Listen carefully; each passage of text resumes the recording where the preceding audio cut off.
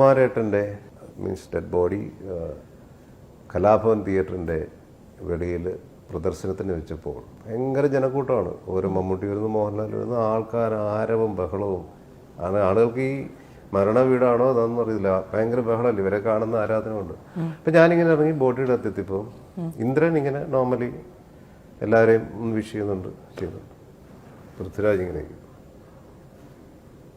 ഈ ഒരു നിപ്പ് ആരും നോക്കുന്നുമില്ല, ഒരു സ്പെക്സ് വെച്ചിട്ടുണ്ടെന്ന് കണ്ണാടി ഇങ്ങനെ നിൽക്കുന്നു. ഞാനിത് മൈ സ്റ്റോറിയുടെ സെറ്റിൽ വെച്ച് ഈ ഇൻസിഡന്റ് എടുത്തിട്ടു. ഞാൻ മോനെ രാജു, ഞാൻ നിന്നെ ആദ്യം കാണുന്നത് സുഖേട്ടന്റെ മൃതശരീരത്തിന്റെ അരികിലാണ്. അപ്പൊ അന്ന് ഞാനൊരു ചോദ്യം ചോദിക്കണം. ഇന്ദ്രൻ ഒന്ന് വളരെ ലൈവായിട്ട് വരുന്നവരെയൊക്കെ വിഷ് ചെയ്തൊക്കെ നിൽക്കുന്നുണ്ട്, നീ മാത്രം എന്ത് ഇങ്ങനെ നിന്ന് ആരെയും മൈൻഡ് ചെയ്യാതെ നോക്കെ?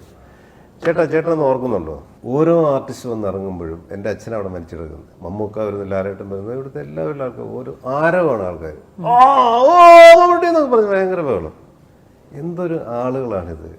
ഒരു ബോഡി അവിടെ കിടക്കുന്നത്, എൻ്റെ അച്ഛനാണ് കിടക്കുന്നത്. അപ്പോൾ ഈ ആളുകളുടെ ഈ ഒരു ആറ്റിറ്റ്യൂഡ് കണ്ടിട്ട് ഞാനങ്ങ് വെറുത്ത് നിന്നാണ്. അതാണ് ഞാൻ ആരെയും മൈൻഡ് ചെയ്യാൻ തുടങ്ങുന്നത്.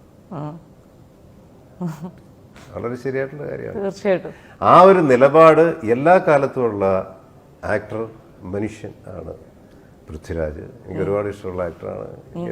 എന്നെ എവിടെ വെച്ച് കണ്ടാലും വലിയ സ്നേഹവും ബഹുമാനവും കാണിക്കുന്നതാണ്. പ്രത്യേകിച്ച് സുഖേട്ടൻ അവസാനം ഒരു പടം സംവിധാനം ചെയ്യാനിരുന്നു, അതിൽ ഞാനായിരുന്നു നായകൻ. ആ പടം ചെയ്തില്ല. കാരണം ഇവര് കുട്ടികളായിരുന്ന സമയത്ത്, സ്കൂളിൽ പഠിക്കുന്ന സമയത്ത് ഡൈനിങ് ടേബിളൊക്കെ ഊണ് കഴിക്കാതിരിക്കുമ്പോഴത്തേക്കും അടുത്ത പടത്തിന്റെ കാര്യം പറയും. ഞാൻ ഒരു പടം ചെയ്യാൻ പോകുന്നടാ, മനോജ് വിജയനാണ് നായകൻ എന്നും പറഞ്ഞിട്ട് ഇവരോട് പറഞ്ഞിട്ടുണ്ട്. അത് പൃഥ്വിരാജ് എന്നോട് പറഞ്ഞിട്ടുണ്ട്. ചേട്ടനെ കുറിച്ച് എപ്പോഴും അച്ഛൻ അവസാന കാലത്ത് പറയായിരുന്നു, അച്ഛൻ ചെയ്യാനെന്ന പടത്തിൽ ചേട്ടനായിരുന്നല്ലോ നായകനായിട്ട് ചെയ്യാൻ. അത് നടന്നില്ല. അപ്പൊ അങ്ങനെയൊക്കെയുള്ള എവിടെയൊക്കെ ഒരു ആത്മബന്ധം ഞങ്ങൾ തമ്മിലുണ്ട്. എന്ന് വെച്ച് ഞാൻ പുള്ളിയുടെ എല്ലാ സിനിമകളിലും ഉണ്ടോ? ഇല്ല, അങ്ങനെയൊന്നുമില്ല. അതൊക്കെ രാജുവില്ല, നല്ല ക്യാരക്ടേഴ്സ് ഉണ്ടെങ്കിൽ മാത്രമേ വിളിക്കുള്ളൂ. വിളിക്കണം അല്ലേ? വിളിക്കില്ലേ? ഇത് നേരിട്ടൊന്ന് ഫോണിൽ വിളിച്ച് പറഞ്ഞു ഇല്ലേ? നിങ്ങളെ കൂടെ സപ്പോർട്ട് ഉണ്ടാവുമല്ലോ. ഞാൻ ഒരാൾ മാത്രം ഫോണിൽ വിളിച്ച പൊതുജന സമക്ഷം ചോദിക്കുകയാണ്, ചാൻസ് ചോദിക്കുകയാണ് അല്ലേ? അത്രേ ഉള്ളൂ. മനോജേട്ടന്റെ ഒരു ഇന്റർവ്യൂ വൈൻഡപ്പ് ചെയ്യണതിന് നമുക്ക് എപ്പോഴും മനോജേട്ടന്റെ ഒരു പാട്ട് കേൾക്കാതെ വൈൻഡപ്പ് ചെയ്യാൻ സാധിക്കാറില്ല. എനിക്കറിയാം ഒരുപാട് ഇന്റർവ്യൂസ് ഉണ്ട്, എല്ലാത്തിലും പോയിരുന്ന ഇതേ പാട്ടുകളൊക്കെ തന്നെ പാടേണ്ടി വരും. അതുകൊണ്ട് ഞാനൊരു സജഷൻ അങ്ങോട്ട് തരാം. ചേട്ടൻ എല്ലാം ഇങ്ങനെ ഭയങ്കര മെലോഡിയസ് ആയിട്ടുള്ള പാട്ടുകളല്ലേ പാടാറുള്ളൂ. ഒരു അടിച്ചുപൊളി പാട്ട് പാടാൻ പറഞ്ഞു കഴിഞ്ഞാൽ മനോജ് ചേട്ടൻ ഏത് പാട്ട് പാടും? വേണം ഞാൻ കുറച്ച് ഓപ്ഷൻസ് ഒക്കെ തരാം. വേണം? തരൂ.